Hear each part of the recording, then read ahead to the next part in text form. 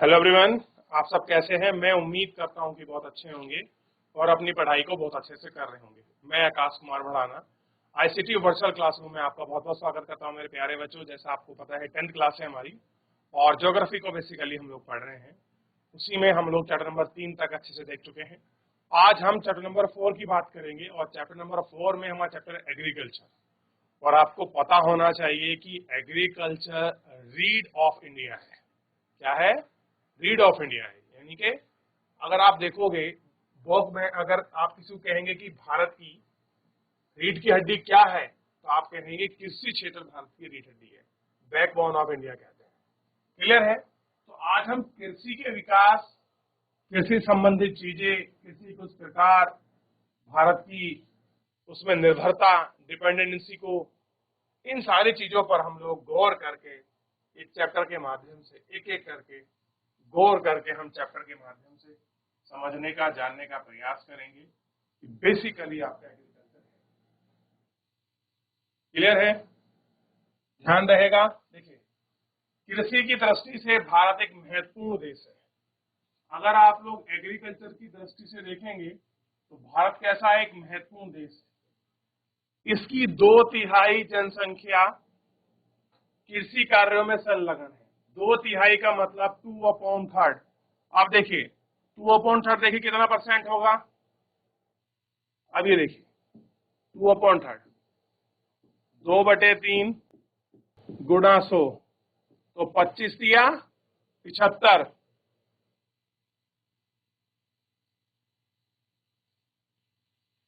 जल्दी बताइए, ऐसे ही निकालते हैं ना। 25 दिया 75 और 75 3 होगा और 25 दूनी 50, यानी कि लगभग 50% जनसंख्या जो है किस पर डिपेंड है? 2/3। वो अकेली एग्रीकल्चर पर ही डिपेंडेंट है। ठीक। कृषि कार्य एक प्राथमिक क्रिया है और ध्यान रखना कि एग्रीकल्चर जो है आपका प्राथमिक क्रिया के अंतर्गत आते हैं। अभी आपको अगली क्लास में पढ़ने के लिए मिलेगा कि प्राइमरी एक्टिविटी क्या है, सेकेंडरी एक्टिविटी क्या है। फिलहाल ध्यान रखिए कि कृषि प्राथमिक जो प्रक्रिया है उसका क्षेत्र का भाग है। ठीक। अगला, जो हमारे लिए अधिकांश खाद्यान्न उत्पन्न करता है। खाद्यान्न के अतिरिक्त यह विभिन्न उद्योगों के लिए कच्चा माल भी पैदा करता है। और सबसे बड़ी बात है कि हमारे लिए क्या करता है, रॉ मटेरियल भी आपका बेसिकली पैदा करता है। कौन पैदा करता है रॉ मटेरियल? आपको पता होना चाहिए, एग्रीकल्चर। अब देखिए, जो हमारे अधिकांश खाद्यान्न उत्पादन करती है, खाद्यान्न के अतिरिक्त यह विभिन्न उद्योगों के लिए कच्चा माल भी पैदा करता है। और कह रहे बहुत सारे ऐसे विभिन्न उद्योग हैं जिनके लिए क्या करता है, कच्चा माल भी पैदा करता है। इसके अतिरिक्त कुछ उत्पाद जैसे चाय, कॉफी, मसाले इत्यादि भी यह क्या होते हैं, निर्णय करते हैं। ये सारी चीजें क्या हैं, इसके ऊपर आपका डिपेंडेबल आपका रहती हैं और ये चीजें इस पर आपका निर्भर रहती है। क्या आप कृषि कच्चे माल पर कुछ आधारित उद्योग के नाम बता सकते हो? कह रहे कुछ ऐसे उद्योग के नाम बता सकते हो जो आपका कृषि पर आधारित हो? तो इन सबको हमको देखना था। क्या कह रहे हैं, कृषि के प्रकार। अब टाइप ऑफ एग्रीकल्चर को अगर आप देखोगे तो सबसे पहले बताना चाहिए हमारे देश में प्राचीन आर्थिक क्रिया है।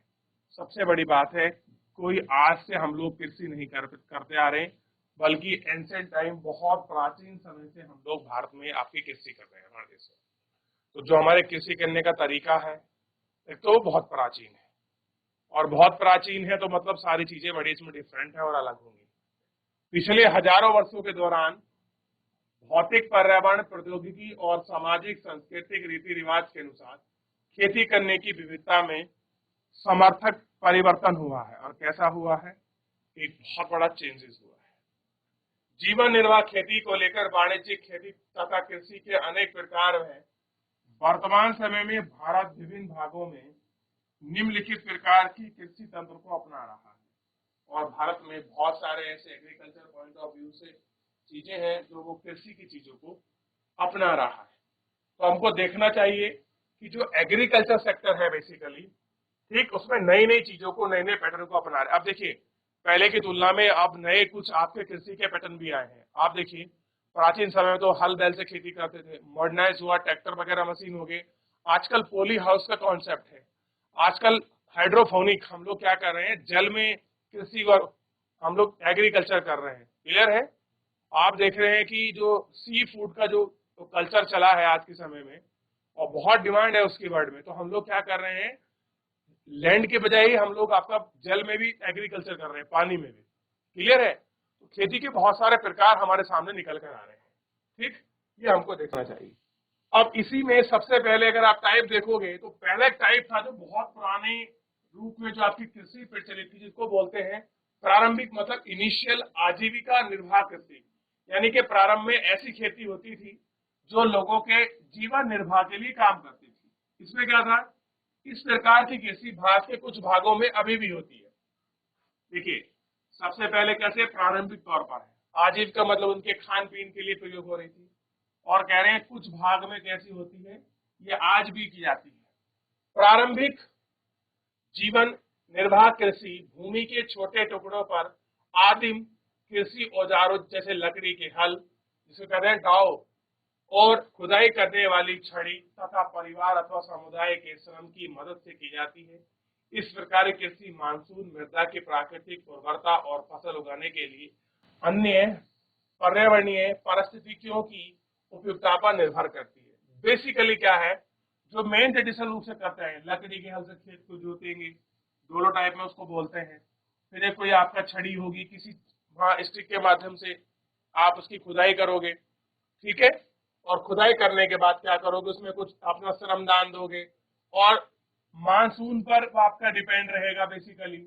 और मृदा कैसी होगी उसी पे आपका डिपेंड करेगा, यानी कि उसमें खाद, बीज, उर्वरक का कोई प्रयोग इस तरह का नहीं होता है, और उसमें फसल उगाते हैं।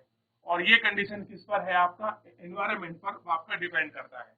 तो अगर आपसे क्वेश्चन बन जाए बोर्ड के पेपर में कि आरंभिक जीवन निर्वाह कृषि किसको कहते हैं, तो आपको इस तरह से लिखे आना है कि आरंभिक निर्वाह कृषि इस प्रकार है कि कृषि भारत के कुछ भागों में अभी भी की जाती है। आरंभिक जीवन निर्वाह कृषि छोटे टुकड़े पर करते हैं, यानी कि जमीन का जो कोई बहुत बड़ा मास लेवल पर नहीं कर रहे हैं, हम छोटे से पार्ट पर हम इसको एग्रीकल्चर के रूप में करते हैं। क्लियर है? और डिपेंड किस पर होती है, मानसून पर। और मानसून के साथ उर्वरक जो आपकी मृदा है उसमें कितनी क्षमता है उसके ऊपर भी आपका डिपेंड करती है। तो पहला कृषि का प्रकार हो गया आरंभिक। क्लियर है? अब थोड़ा सा इसमें देखिए, इसमें क्या है, अब एक ही नाम आता है आपका कीर्तन दहन प्रणाली। अब आप देखते होंगे कि जो हमारे पूर्वोत्तर राज्य हैं, जैसे असम, मेघालय, मणिपुर, मिजोरम, शिलोंग, इन क्षेत्र में क्या होता है आपका बेसिकली कर्तन दहन आपकी प्रणाली होती है। इसको हम बेसिकली आपका शिफ्टिंग एग्रीकल्चर, झूम कृषि, स्थानांतरण कृषि भी हम लोग आपका बोलते हैं। होता क्या है बेसिकली, ये लोग किसी जमीन के एक टुकड़े पर पेड़ पौधों को काटते हैं, काट कर उनको जला देते हैं, और जलाने के पश्चात जो आपकी राख होती है उसी को आपका वहीं रहने देते हैं। उसको खोद कर फसल की एक या दो, बेसिकली एक फसल लेते हैं, उसके बाद उस क्षेत्र को छोड़कर दूसरे और क्षेत्र में आपका चले जाते हैं। तो इस तरह की कृषि को हम लोग क्या बोलते हैं, आपका कर्तन दहन प्रणाली हम लोग आपका बोलते हैं, और इसको शिफ्टिंग एग्रीकल्चर के नाम से भी जाना जाता है। जूम कृषि जिसको हम लोग आपका बोलते हैं। देखिए क्या है, किसान जमीन के टुकड़े को साफ करके उन पर अपने परिवार के भरण पोषण के लिए अनाज, खाद्यान्न फसल उगाता है। जब मृदा की उर्वरकता यानी कि उसकी फर्टिलाइज जो है कम हो जाती है, तो किसान उस भूमि के टुकड़ों को स्थानांतरित हो जाता है, यानी कि शिफ्ट कर देता है, उसको छोड़ देता है।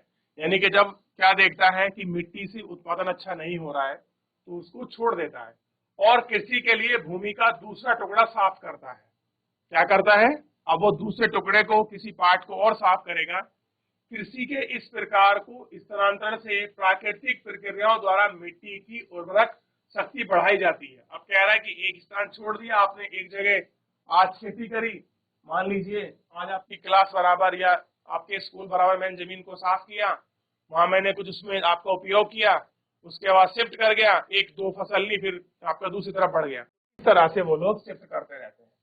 कृषि के इस प्रकार के स्थानांतरण से प्राकृतिक क्रियाओं द्वारा मिट्टी की उर्वरा शक्ति बढ़ जाती है, चूंकि किसान उर्वरक और अन्य आधुनिक तकनीक का प्रयोग नहीं करता। यानी कि बेसिकली इस शिफ्टिंग एग्रीकल्चर में क्या नहीं होता, किसान उर्वरक का प्रयोग नहीं करता, और जो आधुनिक बात की तकनीक है, चाहे आपका ट्रैक्टर हो, हल हो, मशीन हो, इस तरह की चीजों का प्रयोग नहीं किया जाता। इस प्रकार इस कृषि में उत्पादकता कम होती है, यानी कि जो आपका प्रोडक्शन है वो क्या होगा, वो इतना बड़ा मास लेवल पर नहीं होगा, वो कम होगा। देश के विभिन्न भागों में इस प्रकार की कृषि को विभिन्न नामों से जाना जाता है। जैसे पूर्वोत्तर राज्य जिसकी मैं बात कर रहा था, क्या है, पूर्वोत्तर राज्य, जैसे असम हो गया, मेघालय हो गया, मिजोरम हो गया, नागालैंड हो गया, तो इन क्षेत्र में इनको बोलते हैं झूम कृषि। तो अगर आपको बोर्ड परीक्षा में लिखने के लिए आ जाए 30 शब्दों में, 50 शब्दों में कि झूम कृषि को एक्सप्लेन करिए, व्याख्या कीजिए, क्या स्थानांतरण कृषि क्या है या कीर्तन दहन कृषि क्या है, तो आप अभी इसको लिख सकते हैं कि किसी भी भूमि के एक भाग को, पेड़ पौधों को साफ कर कर जलाकर उस स्थान पर जो फसल उगाई जाती है, ठीक, और एक फसल उत्पादन लेने के बाद फिर ऐसा ही दूसरे स्थान पर शिफ्ट किया जाता है, उसी को बोलते हैं झूम एग्रीकल्चर। ठीक, और कह रहे मणिपुर के पलामू और छत्तीसगढ़ के बस्तर और अंडमान निकोबार द्वीप समूह में इसे दीपा कहते हैं। एक जगह क्या कह रहे हैं, झूम, और दूसरी जगह क्या बोल रहे हैं, दीपा। तो आपको पता होना चाहिए कि झूम और दीपा एक ही कृषि पद्धति का नाम है। अब देखिए, ऐसा नहीं है कि केवल ये कृषि भारत में ही होती है। झूम यानी कि कीर्तन दहन प्रणाली कृषि को मैक्सिको और मध्य अमेरिका में मिल्पा और वेनेजुला में कोकोरबान और ब्राजील में रोका और मध्य अमेरिका में मसोले, इंडोनेशिया में दलंग और वियतनाम में रे के नाम से जाना जाता है। आप देख लीजिए, यानी कि ये कृषि का जो पैटर्न है केवल भारत में ही नहीं है बल्कि विदेशों में भी आपका प्रचलित है। ठीक, लिख लीजिए, गोल कर, जो मैंने आपको अंडरलाइन करके दिखाए हैं आप इनको लिख लीजिए, क्योंकि वो आपको ऑप्शन में मिलाने के लिए भी दे सकता है कि ब्राजील में इस कृषि को क्या बोलते हैं, वियतनाम में क्या बोलते हैं, इंडोनेशिया में क्या कहा जाता है। लिख लीजिए, बेसिक जानकारी के लिए ही कम से कम आप लिख लें ताकि आपको पता रहे।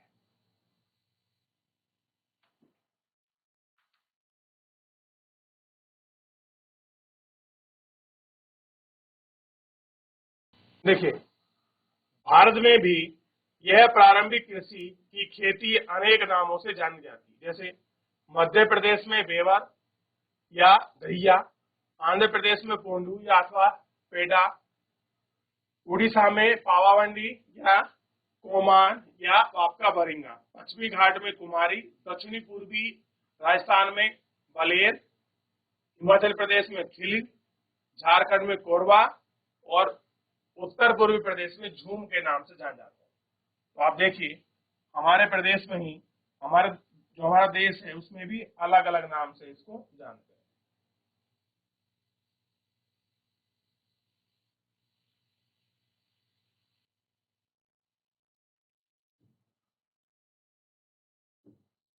हैं। भैया और बेवर मध्य प्रदेश। ठीक, लिख ले, पूछ सकता है कि मध्य प्रदेश में कीर्तन एवं दहन कृषि को किस नाम से जाना जाता है, पश्चिमी घाट में इस कृषि को किस नाम से जाना जाता है, तो आप बता सकते हैं कि कुमारी बोलते हैं पश्चिमी घाट में। ठीक, उड़ीसा के इसके 3 नाम है, देख लीजिए।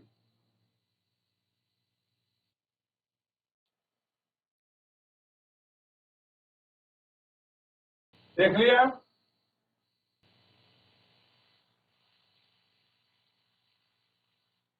चलिए, और पता होना चाहिए इसमें बेसिकली ये जो भूमि है इसमें किसान वैकल्पिक रोजगार न होने के कारण सीमित भूमि से अधिक पैदावार लेने की कोशिश करते हैं, अतः कृषि भूमि पर बहुत अधिक दबाव है। और किसान की क्या कोशिश रहती है कि अधिक से अधिक तक क्या मिल जाए, उसको रोजगार तो भले ही ना हो लेकिन उत्पादकता अच्छी मिल जाए। तो जितनी भी अगर आपसे पूछ ले बेसिकली इस प्रकार की कृषि कौन करता है, तो जो भी आपकी जनजातियां हैं, जो आपकी जनजातियां हैं, क्लियर है, वो बेसिकली इस प्रकार की जो कृषि है उनको वो ही करती हैं। आज भी होता है लेकिन इतनी बड़ी मात्रा में नहीं है, लेकिन होती है इस प्रकार की। क्लियर है? चलिए, तो दो प्रकार तो हम लोग आपका देख चुके हैं। अब तीसरे प्रकार की हम लोग बात करते हैं और बड़ा ही महत्वपूर्ण है ये तीसरा टाइप, और आपको पता होना चाहिए, इसको बोलते हैं कमर्शियल एग्रीकल्चर, यानी कि वाणिज्यिक कृषि, जो आज के समय में बड़ी प्रसिद्ध है। इस प्रकार की कृषि के मुख्य लक्षण आधुनिक निवेश, अधिक पैदावार देने वाले बीज। पहली बात क्या है इसमें, ये जो कृषि है आधुनिक निवेश है, इसमें मॉडर्न इन्वेस्टमेंट है। और क्या कोशिश है, हम ऐसे बीजों को लगाते हैं जो अधिक आपकी पैदावार दें, और रासायनिक उर्वरकों और कीटनाशकों का प्रयोग करते हैं जिससे क्या हो सके, उच्च पैदावार हम लोग प्राप्त कर सकें। कृषि के वाणिज्यीकरण का स्तर विभिन्न प्रदेशों में अलग अलग है। उदाहरण के लिए हरियाणा और पंजाब में चावल वाणिज्य का एक फसल है। कह रहे हैं कि हरियाणा को देखोगे आपको, पंजाब में, तो इनके रूप में जो आप देखो कमर्शियल एग्रीकल्चर की जो फसल है वो क्या है आपकी, चावल है। और आप देखते हैं हरियाणा और पंजाब में चावल बहुत बड़ी मात्रा में होता है, परंतु उड़ीसा में ये एक जीविका फसल है। उड़ीसा में चावल किस लिए पैदा करते हैं, केवल खाने के लिए, कि हमारा पर्याप्त हो जाए, जितनी हमको खाने की जरूरत है उतना चावल हमको मिल जाए। और जबकि हरियाणा और पंजाब राज्य किस लिए पैदा करता है, कि हम लोग चावल को आपका कमर्शियल एग्रीकल्चर के रूप में बेच सके, उसको लाभ कमा सके। मध्य प्रदेश और उत्तर प्रदेश गेहूं क्यों पैदा करता है, उसको खा भी सके और उसको बेच भी सके। क्लियर है? मध्य प्रदेश आपका सोयाबीन का क्यों प्रोडक्शन करता है, क्योंकि वो उसको बेच सकता है, वो आपकी कमर्शियल एग्रीकल्चर है। तमिलनाडु, वेस्ट बंगाल, उत्तर प्रदेश, महाराष्ट्र में गन्ना क्यों होता है, क्योंकि वो कमर्शियल एग्रीकल्चर है। कर्नाटक, केरल के जो पार्ट है और कुछ आपके नीचे वाला ये खासकर आपका तमिलनाडु में, यहाँ चाय कॉफी क्यों लगाई जाती है, क्योंकि उनको बेच सके। तो वो फसल कौन सी फसल है, सारी कमर्शियल एग्रीकल्चर, वाणिज्यिक फसल है। तो आपसे पूछ ले कि कमर्शियल एग्रीकल्चर क्या है, तो आप किस प्रकार एक्सप्लेन करेंगे, देख लीजिए बच्चों। आप इसे पढ़े ना, बस इस तरह देख के ना छोड़ दें। ये परीक्षा में आपको पूछ सकता है कि आप कृषि के प्रकार लिखिए, वाणिज्यिक कृषि किस प्रकार की होती है, जीवन निर्वाह कृषि किस प्रकार की है, झूम किसको कहते हैं। तो ये सारी चीजें हमको तो आपका देखनी होती है। क्लियर है? तो बच्चों एक गहन कृषि आपका छूट गया। चलो अब इसको देखेंगे, मैंने इधर आपका शिफ्ट कर दिया, अभी देखते हैं इसको भी। ठीक, ये है तक हो गया। आइए इसके साथ सबसे पहले हम गहन कृषि को भी हम लोग आपका देख लेते हैं। गहन कृषि आपका छूट गया था। तो एक प्रकार और है गहन जीविका कृषि। इस प्रकार की कृषि उन क्षेत्र में की जाती है जहां भूमि पर जनसंख्या का दबाव अधिक हो, यानी कि भूमि कम हो और लोगों की संख्या ज्यादा हो। तो गहन खेती जहां अधिक उत्पादन के लिए अधिक मात्रा में रासायनिक निवेश और सिंचाई का प्रयोग किया जाता है, यानी कि जहां पर जिस खेत पर रासायनिक खाद, उर्वरक और सिंचाई का अधिक प्रयोग कर जो उत्पादकता प्राप्त की जाती है उसको गहन कृषि कहते हैं। भू स्वामित्व की विरासत में अधिकार के कारण पीढ़ी दर पीढ़ी जोत का आकार छोटा होता जा रहा है और अलाभप्रद हो रहा है। अब क्या हो रहा है कि जोत का जो आकार है छोटा हो रहा है, क्योंकि बाप के परिवार बढ़ रहे हैं, किसानों के पास वैकल्पिक रोजगार नहीं है और लोगों को अधिक बाप की पैदावार चाहिए। तो ये क्या है आपका ध्यान रखना, ये गहन कृषि थी और ये आपकी क्या थी, वाणिज्यिक कृषि थी। थोड़ा सा आगे बढ़ते हैं और वाणिज्यिक कृषि को आगे कंटिन्यू करते हैं। तो रोपण आप देखते हैं, जब आप किसी का पौधा लगाते हैं, जैसे कि आप देखिए आप चावल को लगाते हैं तो चावल का पौधा लगाया जाता है। चावल को खेत में इस तरह से बखेर नहीं देते हैं, उसका पौधा लगाते हैं। क्लियर है? तो क्या कह रहे हैं, रोपण कृषि एक प्रकार की वाणिज्यिक कृषि है। अगर आपसे पूछ ले कि रोपण कृषि भी कैसी है, कमर्शियल है, आप चाय का, आप कॉफी का, आप रबड़ का, क्लियर है, क्या लगाते हैं, इनका पौधा लगाते हैं।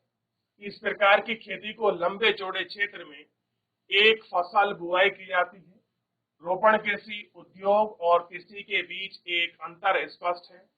रोपण कृषि व्यापक क्षेत्र में की जाती है, जो अत्यधिक पूंजी और श्रमिकों की सहायता से की जाती है। कैसे की जाती है?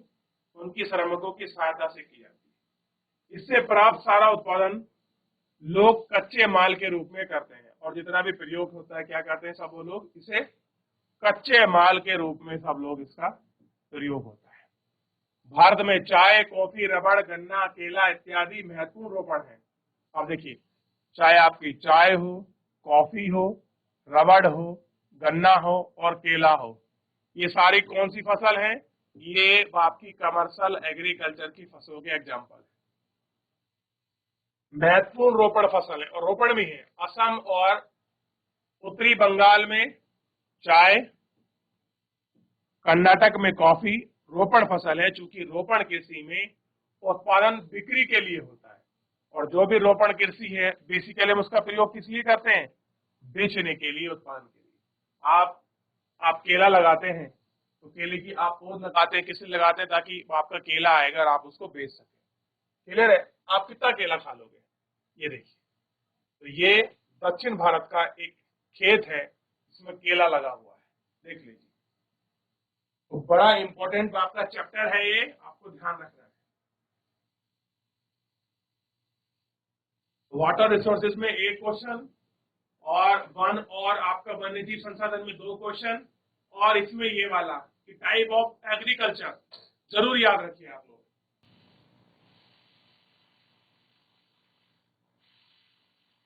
चलिए,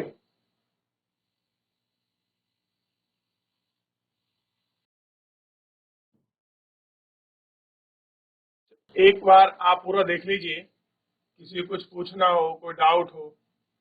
अच्छा, ये कौन सी कृषि है, ये मुझे बताइए, आपकी बुक में है।